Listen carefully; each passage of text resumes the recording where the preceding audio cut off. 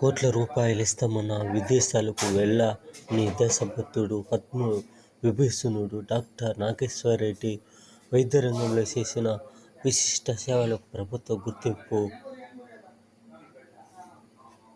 భారతీయ వైద్య స్ఫూర్తిని చాటే సందర్భం. దేశ సేవను మించిన భాగ్యం లేదు.